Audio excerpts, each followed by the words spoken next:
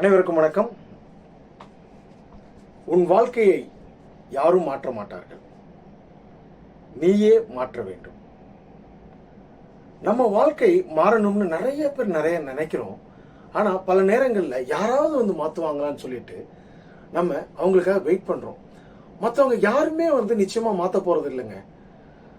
மற்றவங்களுக்காக நீங்க எதிர்பார்த்து நிக்கிறதும் எல்லாமே டைம் வேஸ்ட் தான் நான் சொல்லுவேன்.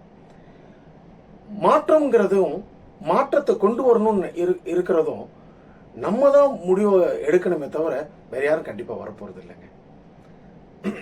அதுல ஒரு 3 பாயிண்ட் மட்டும் இன்னைக்கு நம்ம பார்க்கலாம்.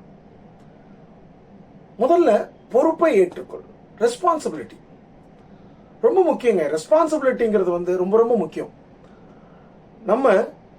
நம்ம சில பேர் எப்படின்னா,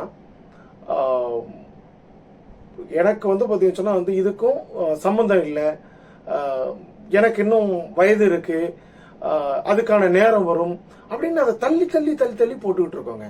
கண்டிப்பாக அந்த மாதிரி ஏதோ ஒரு காரணத்தை சொல்லி நம்ம வந்து பார்த்தீங்கன்னு சொன்னால் ரொம்ப நகர்ந்து போயிட்டு இருக்கோம். நம்ம நகர்ந்து போக போக நம்மளுடைய வெற்றியும் தள்ளி போய்கிட்டே இருக்குதுங்க.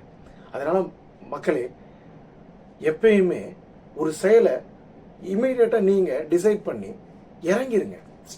ஒரு முயற்சியை ஃபர்ஸ்ட் ஸ்டெப் எடுத்து வச்சிருங்க. அப்போதான் அது நல்லபடியாக அதை வந்து பார்த்தீங்கன்னா ஸ்டார்ட் பண்ண பொழுது தான் அதுக்கான தீர்வுன்றது வந்து பார்த்தீங்கன்னா எப்படின்னா முயற்சியாக இருக்கணும். அந்த முயற்சி தான் வெற்றியில் கொண்டு வந்து சேர்க்கும். அடுத்து தினமும் 1% முன்னேறணும். 1% முன்னேறணும்னா நம்ம எப்படி சொல்றதுன்னா,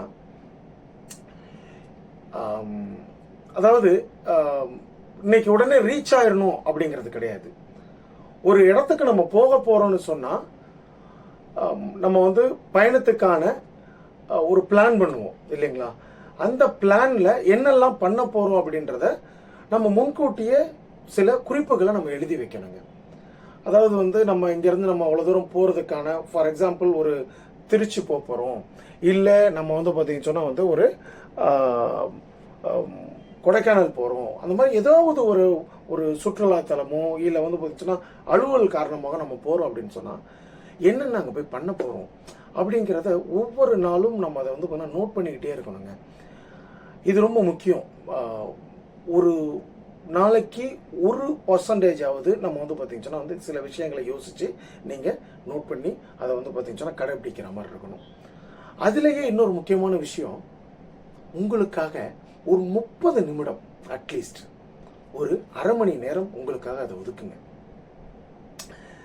சின்ன சின்ன பழக்கங்கள் தான் பெரிய வெற்றியை உருவாக்கும். நிறைய பேர் நினைச்சுக்கிறது என்னன்னா, ஒரு அரை மணி நேரம் ஒதுக்கணும் உங்களுக்காகன்னு சொன்னோன்னே அப்படின்னா நான் போயிட்டு தூங்கிடலாம் அப்படின்னு நினைக்கிறாங்க. அப்படி வேண்டாம்.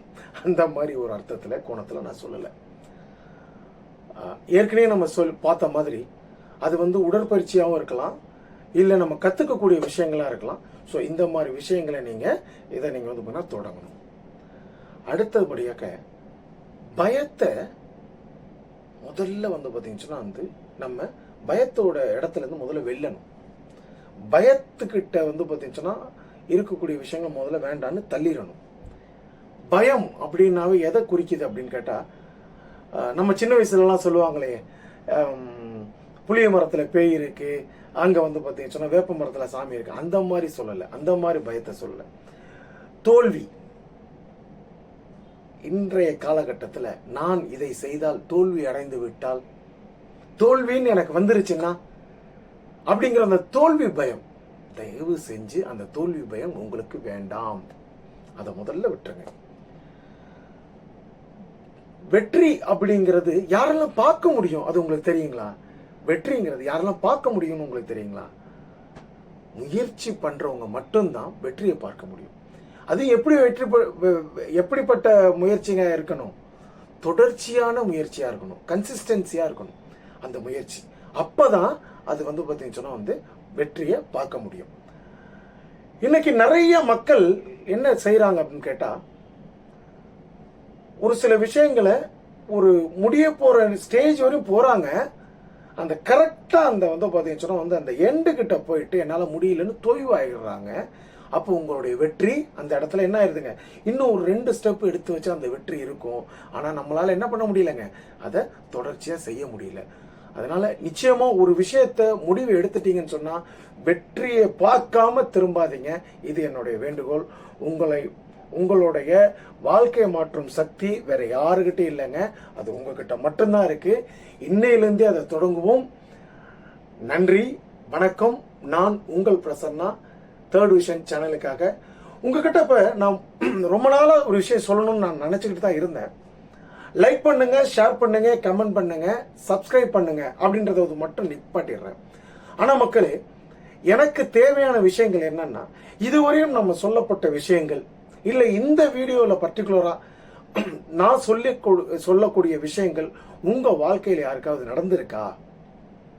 அப்படி நடந்திருந்தா நம்ம கிட்ட வந்து ஷேர் பண்ணுங்க. இல்ல உங்களுடைய கருத்துக்கள் எது இருந்தாலும் ப்ளீஸ் நமக்கு ஷேர் பண்ணுங்க. நீங்க அந்த கமெண்ட் இதெல்லாம் கொடுத்தீங்கன்னா தான் நம்மளால வந்து பார்த்துச்சுன்னா இன்னும் எப்படி நம்ம மாத்திக்க முடியும் அப்படிங்கிறத நம்ம நெக்ஸ்ட் ஸ்டேஜுக்கு நம்ம வந்து வளர்றதுக்கு உங்களுடைய சப்போர்ட் எனக்கு கண்டிப்பா தேவை மக்களே. அதனால நிச்சயமாக இதை நீங்க செய்வீங்க நான் நினைக்கிறேன், நம்புறேன். நன்றி, வணக்கம்.